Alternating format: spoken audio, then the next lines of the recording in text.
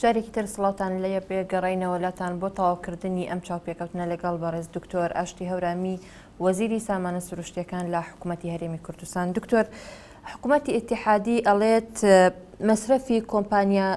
نەوتیەکانی ئەوانەی کە گرێبەستیان لەگەڵ حکوومەتی هەرێمی کوردستان کردووە نردویانە، بەڵام حکوومەتی هەرێم تا ئێستا ئەو عەقدانە و گرێبەستانی نەناردوتە بەغدا تاکو بە تەواوەتی هەموو مەسرەفەکان تەواو بکەن، نیوەی مەسرەفەکانی داوە و نیوەی وەستاندووە. وەڵا ئەوەش ڕاست نییە.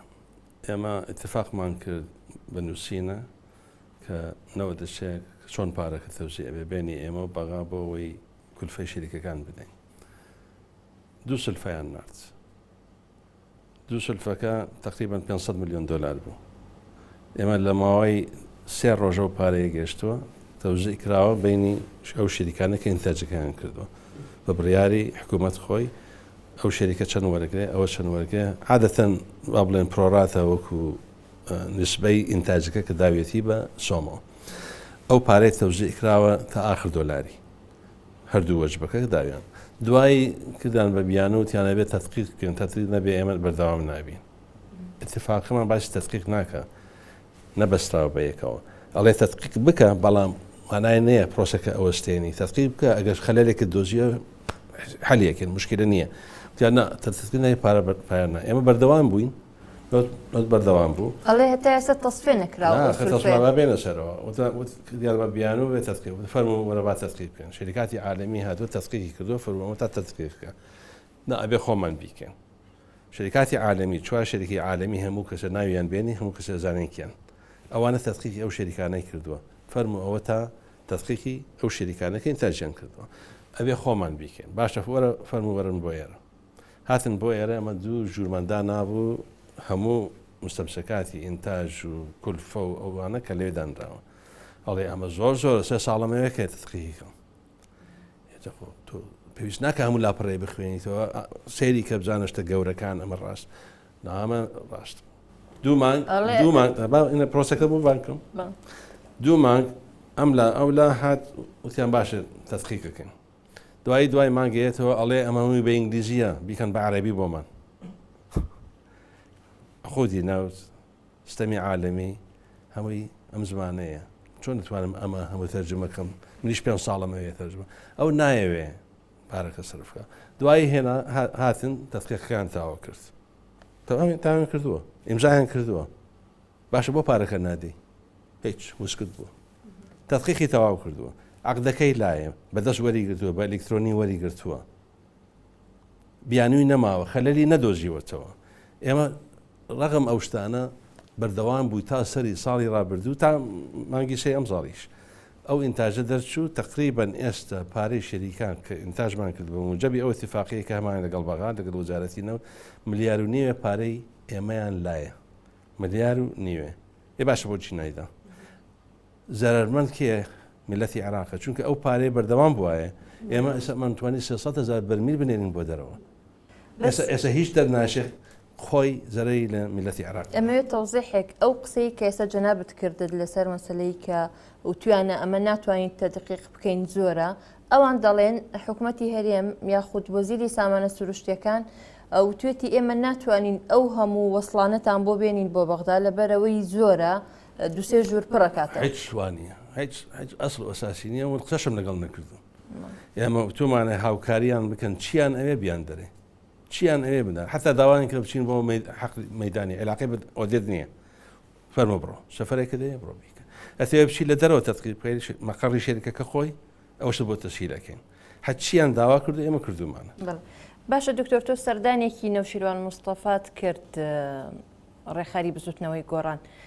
توانیت ئەوان ئیقناعەکەی بە شەفافیەتی گرێبەستە نەوتیەکان چونکە زۆر جار ئەوان گلی ئەوە دەکەن کە ئەڵێن ئەم گرێبەستە نەوتیانە شەفاف نین لە هەرێمی کوردستان. بەڕاستی ئینتباعی خۆم وەکو شخصێک کاگنۆشیروان من بە هیچ شێوێ نەمدی کە ئەو قەناعەتی نەبێ یاوەکو شکی گومانی هەبێ لەوەی ئەو پرۆسەیە کە من باسی یەکەم هیچ بە هیچ شێوێ 4 ساعات لەگەڵ یابووم و احترامێکی گەورە قسەمان کرد بە یەکەوە اتفاقیشمان جاروبار یەکتری ببینین با ئاگادار بێ حەقی خۆیەتی هەموو معارەزەیە دەسەڵاتە حەقی هەیە کە بزانێن چۆن ڕابووی میلەتە سیاسەتی ئێمە وایە هەم وزارەتە بۆ میلەتیشەکە هەموو شتێکم باس کردو من هیچ ئینتباعێکم وەرنەگرتووە کە ئەو قەناعەتی نەبوو کە ئەو پرۆسیە ڕاستە و مەتحیشی کردو من نەزانم مەثی کردووە کە ئیشەکەمان باشە ناحیە سیاسی و لەوانەیە با ئێلام نەتوانێ وا بڵێ ئەوە شتێکی ترەوە تەدەخلی دەسەر ناکەم بەڵام من نەزانم کانۆشیوان ئەزانە ئیشەکەمان ڕێک و پێکە بەڵام ئەوەی کە ئەڵێ شەفاف نییە باشە شەفاف چی شەفاف نییە عقدەکەمان هەموو بڵاو کردوتەوە هەموو لەسەر ئینتەرنێتە لە هیچ سیستەمێکی عالەمیە وڵاتێک نییە کە عقدی خۆی وا بڵاو بکاتەوە لەوەیە باشە چی ماوە بڵاومان نەکردووە لە عقدەکە ئالیاتی تایە موافقەکە لەوەیە شیرینیەکە کە باسی ئەەکەی لەوەیە هەمووی باسکرا بشۆتە سەریکە باشە ئەوە هەمووی دانراوە لەوێ هەفتەی دوایە ئەشێ 14 ملیار شیرینی وەرگرتووە ناتوانانی شتەکەش کۆکەیتەوە 2 ملیاریش ناوێت کۆیەکێتەوە چۆن کردە بە 14 ملیار ئەیبە ئێمە لە خۆمان نەدەین خۆمان زەرەر ئەدەین ئەمە خەتەرە بەو کورد تۆ یاری بەهینەکەی مافی ملەتەکەی بەرامبەر ئەیکەی بە سیاسەتی نەوت تێک بدەی وەکو شەڕی ناوخۆوایە ئەیکێتەوە بە شەڕێکی اقتصادی کێ سوودی لێ وەرەگرێ دژمنی حەقیقیت لە کە نایەوێت نەتەوەی کورد مافی خۆی وەرگرێ نەسیحەتی من بۆ برادرانەوەی کە لیشتە سیاسەت دەکەن لە سەڵاتە یا وەکو معارەزەیە سیاسەتی نەوت ئەبێ بە یەکەوە بن مافی ئێمە هی هەمومانە ئەبێ هەمومان دیفاعی لەسەر ئەو دەستورە هی هەمومانە هەمووتان شەرتان بۆ کردووە لە معارەزەوە تاوەکو دەسەڵات پەرلەمانتاران زۆر جارەڵەن پرسیارە نێرین بۆ وەزیری سامانە سروشتیەکان بەڵام وەڵام من ناداتەوە ئێمە هیچ پرسیارە نەهاتە وەڵام من دابێتەوە ئەو من ئێستا پێ دەڵێم با پرسیارەکەم بۆ بنێرە بڵێ ئەوەی وەڵام نەداوەتەوە هەمووی لایەنە ئێمە ئەوەیان نووسی بوو تقریبان 2-3 مانگ لەمەوە پێش عینی پرسیارە نێرنەوە 3 جار 4 جار عینی پرسیار وەڵاممان داوەتەوە ناخوێنێتەوە من ئەو ڕۆژ چوون بۆ پەرلەمان وتی عقدەکانمان لایە لەوێ دامان ناو چونکە تێی ناگەین حەقی خۆیەتی معقدە مەسەلەیەکی معقدە مشکلە نییە بەڵام ئێمە داومانە نسخەمان داوە پەرلەمان نسخەمان بڵاو کردو لەسەر ئینتەرنێت هیچی تر بکەم باسیەوەت کرد کە گرێبەستیەکان لە ئینتەرنێت بڵاو کردوتەوە مالکی دەڵێت بۆچی هەرێمی کوردستان ئەو گرێبەستانم بۆ نانێرێ نسخەی ئەسڵیم بۆ نانێرێ هەردوومانە وەریان گرتووە ئەمە نسخەشمان بە ئەلکترۆنی داوە بە 1-2 ئەندامی پەرلەمانی خۆشیان هەیانە ئینتەرنێتدان و دای بەزێنە وەریگرە داوای کە بڵێ بەسخان ئەوە بڵاو تا کردو نسخەیەکمان بە ڕسمی بدەنێ هیچ مشکلەمان نەبووە ئێمە هیچمان نەشاریوتەوە بۆچی ناشارینەوە چونکە ئێمە ئەزانین ڕاستین ئەزانین مافێکی خۆمان هەیە و بەکارمانەیە ئەو بەردەوامیژە بین ئەوە بە شەفافەتیشمان کردووە بە ڕێک و پێکی قسەی من وەرماگرە بچۆ لە 50 شەریکە کە لێرە ئیش بکەن بڵێ بۆچی هادی بۆ کوردستان پێ دەڵێ یەکەم و دووەم و سێم ئەڵێ شەفافە عەدالەتە ڕێک و پێکی شەکەم بە سیستەمی عالەمی تێیەگەم لەبەر ئەوە من پارەی خۆمێنە و لێرە سەرفیەکەم ئێوە هیچ ڕۆڵێکتان هەیە لە مەسلەی ئەو گرێبەستانەی کە بەنیازن لە مووسڵ ببەسترێت بۆچی هەرێمی کوردستان بۆ تاوانبارەکەن دیسان لە کامانە لە مووسڵ کە بەتەمان هەندێک گرێبەستی نەوتی ببەسترێت لە ناوچە جێ ناکۆکەکان حەقی خۆیانە ئەگەر لە ناوچەی مووسڵ کە تابعی محافظەی مووسڵە باسی مناطقی باڵێ متەنازع ناکەم ئەوەی کە حەقی محافظەیە هەموو محافظە حەقی خۆیەتی کە گرێبەست بکە وەکو کوردستان بە شەفافیت بە ڕێکوپێکی بە مۆدێڵێک کە بتوانێت دیفاعی لەسەر بکە و داهاتەکەشی ئەبێ بوو هەموو عێراق بێت چونکە ملکون شعب العێراقی کە بێ بە داهاتی هەمووانە ئەبێ هەموو داهاتێکە بەش بکەین بەڵام ناحەی ئیدارە و ئیشکردن حەقی خۆیەتی کە ئیش پێ بکە ناحەی ئەو ناوچانەی کە با بڵێن لەوانەیە نزاعی لەسەر بێ ئێمە هیچ مشکلەمان نییە کە بەیەکەوە ئیش بکەین سیاست حکوومەت کە هاوکاری یەکتری بکەین چونکە ئەوە با نەکەین بە کێشە تەقەدمەکە حەقلێکی ترە دۆزینەوە سوودی وەرەگری مەسوایەکی تر دروست دەکەین غازی ئضافی دەبێت محەڵەی کارەبای زیاتر دەبێت ئەوە بۆ مووسڵ باشە بۆ ئێمەش باشە بۆ کەرکووک باشە بۆ ئێمە باشە کەرکووکش بڕیاری وای داوا بزانم و میسانی جوای بڕیارداوە هێستا هەموو محافظەکانی عێراق هاتوونەتە سەر سیستەمی کوردستان ئەزانن ئێمە سەرکەوتوو بووین لەبەر ئەو سیاست سەرکەوتووە کوردستان پێشکەوتوو بووە و ئەزانن سیستەمی بەغا فاشلە ئەمە مەسەلەشی ئەوسن و کورد نییە خەڵک سەری نەتیجەکە ئەکا یەتە کوردستانە بینێ ئەڵێ وەڵا باشترە خۆزگە بەسڕەوا بووایە باشە چیمان کردو ئێمە جیاوازە سیستەمێکی هینمان هەیە لا مەرکزیمانە ئیشەکەمان باشترە فراوانە خەڵکیە سەیری ئەکا ئەڵێ حەزەکەم لە کوردستان بە هەندێک باسی سیاسەتی وەزارەتی سامانە سروشتیەکان بکەین لە بواری وزە ئەم سیاسەتی وەزارەتەکەتان لەم بوارەدا چۆنە؟ سیاسەتی ئێمە سیاسەتی حکوومەتە یەکام و دووەم و سێم کە دەستور جێبەجێ بکەین. ئەمانەیە دەستور جێبەجێ بکەین کە ئیش لێرە بکرێن نەوت بدۆزینەوە زمانی سوتەمەنی بکەین بۆ هاوڵاتی زمانی سوتەمەنی بکەین بۆ کارەبا مەسفاکە تەوسع بکە دەستەکەین بە پەترۆکەمیکەڵەوە و فرتەلایزەر پلاند یانی معامل بۆ ئەوەی ئیش لێرە بکە هەر احتیمال نەکەین سەر داهاتی نەوت. ئیشەکە سیاسەتی ئێمە ئەوەیە کە نەوت و غاز ئالیەتێکە کە کوردستان اقتصادی خۆی دروست بکەن بۆ ئەوەی ئیتمادی لەسەر نەوت کەم بێتەوە بە مستەقبل و هەروەها دەسەڵاتێک لای خۆی بێ هەتاوەکو نەیخێنن جارێکی تر لە بەغاوە. سوتەمەنی چۆن دابینەکەن بۆ کارەبا؟ ئایا هەر هەرێمی کوردستان ئەم سوتەمەنیە دابینەکە یاخود لە بەغدا و ناوچەکانی تریشە سوتەمەنی ئەوانی شەکەن بەڵام ئەوان ئەیکڕن لە دەرەوە بەشێکی ئێستا مەسەن با بێنە سەر غازی سروشتی. غازی سروشت 2007 من کە ئەمیشەم دەست پێکە 2006 طبعا نەبیرمە ساعت و نیوە کارەباوان 2 ساعت بوو مەسفاوشت نابوو بەچی لەسەر گۆڵانە هینە دۆزیتەوە چەند گاڵۆنێکی نەو دەدوچەوە ئەو بەنزینخانە بوو. ئێستا ماشاءالله لە مەسیفەوە ئێمە ئێرە 20 بەنزینخانە ئەبینەوە تقریبا 24 ساعت 20 ساعت کارەبامان نێ باشەوە چۆن بووە. ئێمە حەقی خۆرمانمان بەکارهێنا لە گەرمیان دەستمان کرد بە ئیشکردن غازەکەمان بەکارهێنا بۆ مەحەتاتی کارەبا. تەبەنەوە بەش ناکە و هەروەها مەسفەکانیش گازوای دروستەکە بینی ئەو دوانە ئێستا تقریبا 90 سوتەمەنی کارەبا ئێمە دابینی ئەەکەین لە ئالیاتی عقودی نەوتەوە یا مەسفاکانەوە. کولفەی ئەوە چەندە؟ هاوڵاتی نایبینێ لە موازنەش ئاشکرانی ئایا قیمەتی چەندە؟ خەڵگوا ئەزانێ هەر ئەو سوتەمەنەی کە ئەیکڕین تقریبا $9 ملیار لە موازن بۆی دانراوە. ئێمە تقریبا ئەوەی کە دابینێکن قیمەتی 3 ملیار تا 4 ملیار دلارە.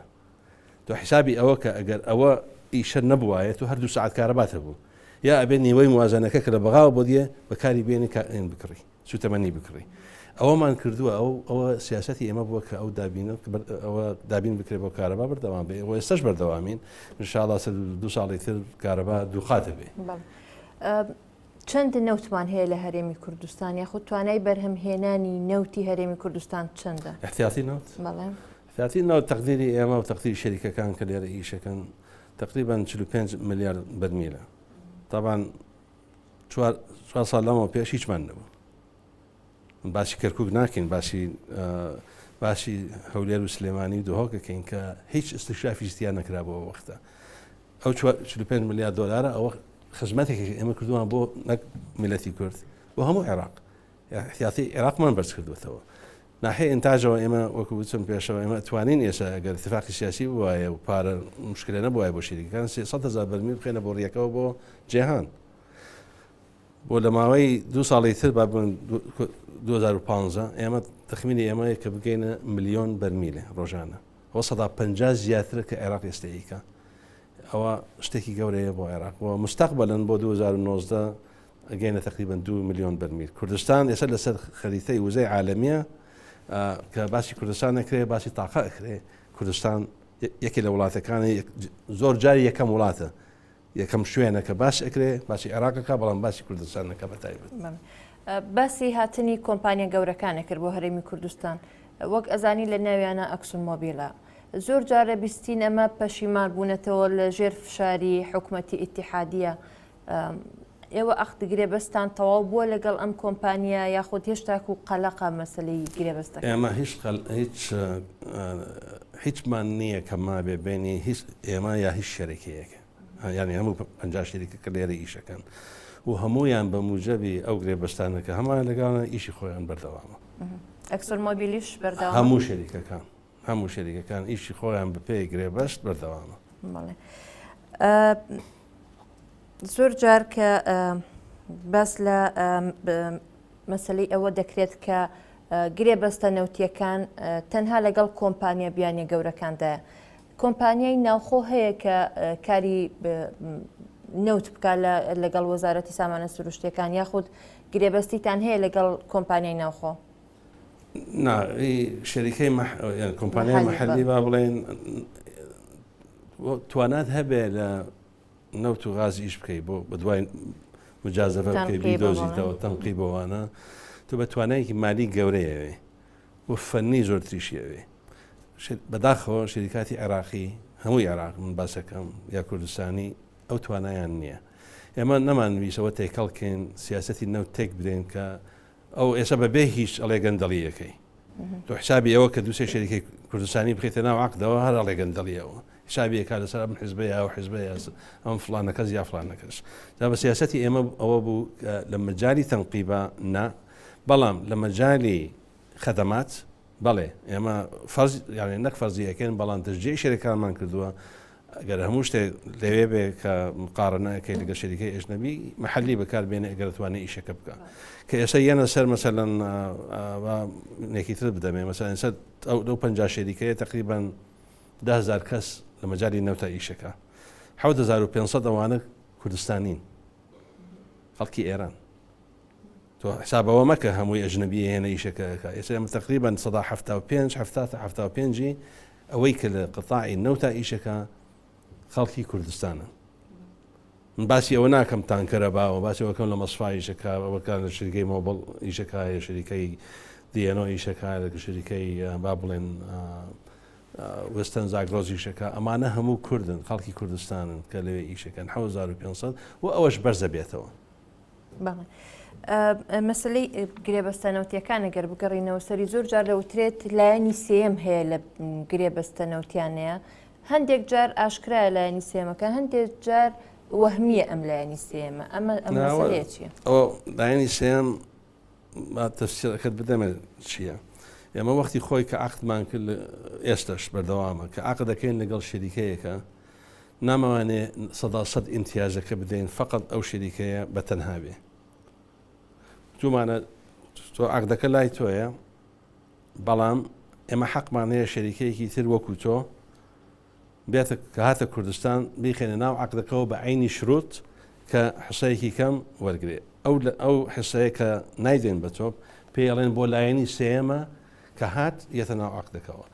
اینجا بۆ نمونە مەسەلەن ئێمە لە شەریکەی فڵانی 120 دارمان ناوە بۆ لایەنی سێم مانگێ دوومان ساڵێ دوایی شەریکەیەکی تریە ئەڵێ ئەمێ لە کوردستان ئیش بکەم ئێمە چونکەمانەوە شەریکەکان زۆر ببن وڵاتەکان زۆر من بەشدار بن ئەو ئالیەتمان داناوە بۆ ئەوەی مەجال هەبێ بۆ شەریکاتی تر نەک احتکار بێ بۆ یەک شەریکە منطقەی عەقدەکە لایەنی سێم وەهمی نییە لایەنی حکومی نییە لایەنی قەتاعی خاصی کوردستانی نییە بەدەست حکوومەتە حکوومەت بڕیارەدا کام شەریکەیەکی ئەژنەبی تر یەتە ناو عەقدەوە بۆ ئەوەی شەراکەتەکە فراوانتر بێ مجازەفەکە بین یەک شەریکە وەری نەگرێ لە منطقەیەەکە با دوو شەریکە بن با سێ شەریکە بن ئەم کۆمپانیە بیانیانە کە دێنە هەرێمی کوردستان و گرێبەست لەگەڵ حکوومەتی هەرێمی کوردستانەکەن داوای هیچ گەرانتیەک یاخۆ زەمانێکەکەن لە حکوومەتی هەرێم نابعکسەوە گەرانتی ئەبێ ئەوان گەرانتی بدەن بە ئێمە گەرانتی ئەدەن بە ئێمە بە یەکەم بنیە تەحتی دامی بکەن ئەوە باسی شیرینەکەی کە باست کردو ئەوە یەکەمەی ئەو پارە بدا یاوەکو مستەقبلەن ئەبێ لە ڕبحەکەی بەشێ بداتەوە بۆ دامی بنیە تەحتی کوردستان لە مقدمە ئەبێ موافقە بکە کە مەسەلەن سایزمیک بکە حەفر بکە لە ماوەیەکی کەمە ساڵێ دو ساڵ ئەگەر ئەو شتانەکە عەقدەکە ئەفەوتێ نامێنێ بەدەستیەوە گەرانتیەکە هی لای ئەوە بەرامبەر ئێمە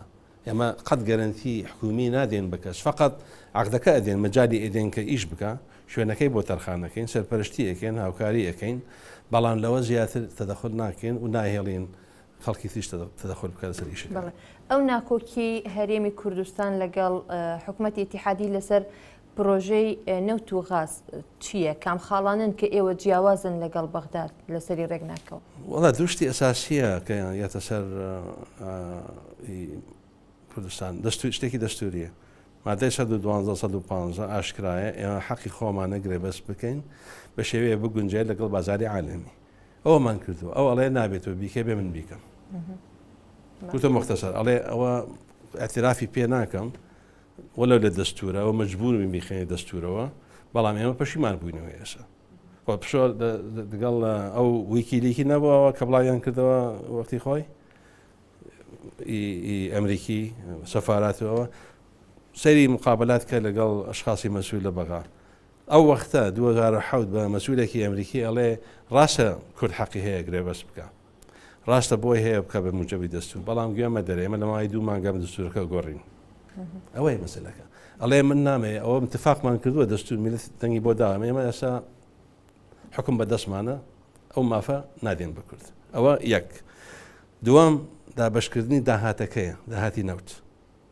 بە موجەبی مادەی 12 بڕگەی یەکەم ئەبێ تەوزیع ببێ ئەوڵێ تەوزیعی ناکەم دەموازانە بەشێکە دەدەمێ تەوزیعی ناکەم باشە توڵێکە لە موازنە و پارەکەیە تەموازنەوە بەشێکە داتی بۆ جیاوازی چییە پێت بڵێم ئەگەر بگەینە 4 میلیۆن بەرمیل مەسەلەن ئینتاجی عێراق ئەوان باسی 13 میلیۆنەکەن ئێستا و هەموو ناچێتە موازنەوە تەراکۆمەکە وانە ئەوەی کە تەراکۆمەکە ناچێتە موازنەوە هەر لای خۆی مێدە سەداسەد تۆ یەک عانەت بۆ نایە موازنە هێنە جوورە فقط هیچ پارەت نییە کە ئێستثمار بکەیت لە کوردستان هیچ ناتوانانی بکەی بە ئەو پارە ئضافی کە لای ئێمە ئەڵێن بە موجەبی دەستور ئەبێ سەدا حەڤەیە سەدا بیستە سەدا سێنزەیە چەندە حسەی ئێمە ئەبێت تلقائیان مانگانە بێتە کوردستان ئێمە ئەو پارەی تەرخانەکەین بۆ موازنەیە وەکو تەراکومیکەین بۆ ئەجیالی قایدمە حسەی خۆمانە ئەوڵێ ئەبێ لای من بمێنێ ئێ باشە ئەو شەڕە خۆ من نەم کردووە ئەمە شەڕە ئەوانە کە دەسەیان کردا بۆ چ شەڕیان کردو بۆ ئەم دوو بەرگەیەکە لە دەستورایە ێ باشە ئایا کەس ئامادەیە لێرە لە دەسەڵات یاکو معارەزە ئەوە تەسلیمی بەغا بکاتەوە بەڕاستی ئەوەی کە ئەڵێ من ئەڵێمە خیانەتە ئەوە ێ باشە ئەو شەهیدانەمان بۆچی داوە تا ئێستا شەڕەکەمان لەسەر چی بووە ئێمە ئەگەر ئەڵێ نا ئەوە تەسلیم ناکەین کەواتە ئەوە کە ئێمە ئەیکەین ڕاستە ئێمە ئەوە جێبەجێکن سیاسەتی ئێمە ئەم وزارەتە کە سیاسەتی حکوومەتە بەردەوامین ئەو مافەکەدان راوە لە دەستورە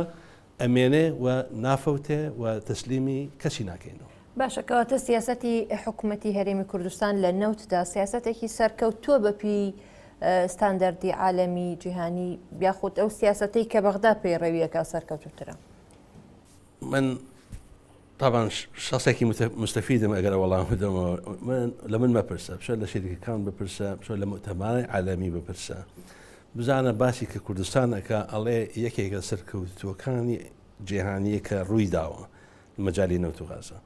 ئێمە بێفەخری پێوە بکەین ئەوە شتێکی زۆر باشە کە باسی بەغاکە ئەڵێ بەداخەوە ئەم هەموو احتیاطی نەوتی هەیە سیاسەتێکی فاشیلی هەیە کورتە مختصر ئەوە لە دەرەوە وا باسەکرێ من بیڵێم خەڵێ ئاڵێ چونکە دژی نازانمینە بەڵام مؤتەمەرا دەیە بۆچی ناچی بۆ مؤتەمەرە ئەوێ مانگی 11 لە کوردستان چۆ گوێ بگرە لەوانەیە کە خەبیرە عالەمی کە یان قساکەن اقتصادی عالەمی کە باسی کوردستانەکەن باسی عێراقەکەن باسی وزایەکەن لە شوێنەکانی تر مەدحی کوردستانەکەن کە سیاسەتێکی شەفافی هەیە ڕێک و پێکە سەرکەوتووە باشە زۆر جار ینی ئەگەرم پرسیارە بە بکەم تا چەند پەرلەمان و لایەنە سیاسیەکانی هەرێمی کوردستان ئاگاداری گرێ بەستە نەوتەکان لە کاتی بەستنی ئەو عەقدانەدا لەگەڵ هەر لایەنێکە ئایا کێ ئامادە ئەبێت چۆنچۆنیە پرۆسەکە بە ئاشکرایە بە لە نێوان بەس حکوومەت و ئەو لایەنانان چۆنە ئێمە مفاوەزان لەگەڵ شەریکات بەعەلەنیە یان ئەوراق تەقدیمەکەن خۆ ڕووز تەقدیمەکە ئێمە بە منافەسە سەریانەکەی کامە باشترین تەرمەدا بە ئێمە ئەوە هەڵەبژێرین چۆنە بێ یاسایەکمان هەیە یاسای 22/2007 بیخوێنەرەوە تکایە لەوێ هەموو ئالیەتەکانی داناوە ئەم وەزارەتە چۆن ئیشەکە قەتاعی نەوت بەتایبەت چۆن ئیشەکە دەسەڵاتی گرێبەست مفاوەزات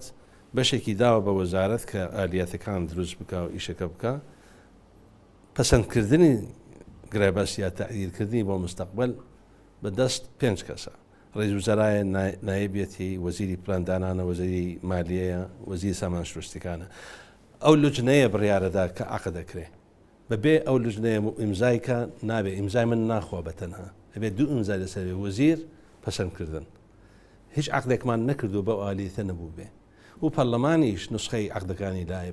پەرلەمان دەوری ئەو ئیشەی تەنزیم کردووە بە یاسا